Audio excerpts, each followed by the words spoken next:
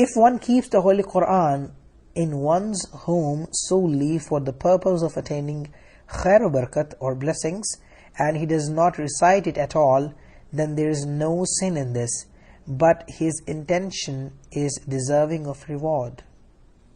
If one keeps his foot on the Qur'an with the intention of showing disrespect, he will become a kaafir, means an unbeliever. It is permissible to be intimate with one's wife in a house in which the Qur'an is kept, as long as the Qur'an-e-Majid is covered. The Qur'an-e-Majid should be recited in a very good voice. One should also give azan in a good voice. In other words, if one does not have a good voice, he should try to bring out a good voice.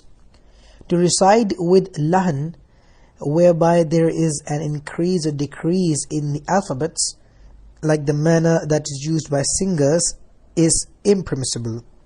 Actually, when reciting, one should give consideration to the principles of tajweed.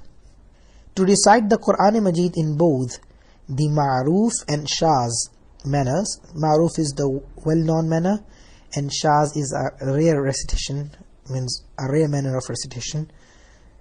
So, the ma'ruf and shaz manners of recitation at once is makruh. To recite it in only the qira'at-e-shaza is makruh to a greater extent. Actually, the qira'at that is most common in the place should be the qira'at that recited in the presence of the general public there, so that they may not reject it due to their lack of knowledge. It is the practice amongst the Muslims that whilst reciting the Qur'an, if they have to get up and go somewhere, they close the Qur'an and they do not leave whilst leaving it opened. It is a sign of respect. However, it is common talk amongst some people that if the Qur'an is left opened, shaitan will recite from it. There is no source of this. Possibly this has been made up to direct the attention of children towards the etiquettes of the Qur'an. It is also from amongst the etiquettes of the Qur'an not to face one's back towards it, or spread out the feet towards it. Neither should you raise your feet higher than the Qur'an, and nor should one sit in such a manner whereby one is sitting at a higher position and the Qur'an is kept lower. To keep the Qur'an-e-Majid in a juzdan here refers to the case or the bag wherein the Qur'an is kept. So to keep the Qur'an-e-Majid in a juzdan or to wrap it in a ghilaf is respectful. Ghilaf is also covering of the Qur'an.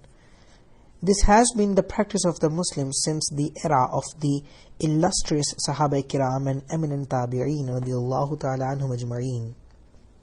The shavings of a new pencil may be thrown anywhere, but the shavings of an old pencil should be kept in a proper place. It should not be thrown away. The same applies to the grass and sweepings from the masjid. These too must be put in a proper place. It should not be thrown in a place where it is regarded as disrespectful. It is makruh to wrap or keep anything in paper that has Allah's name written on it.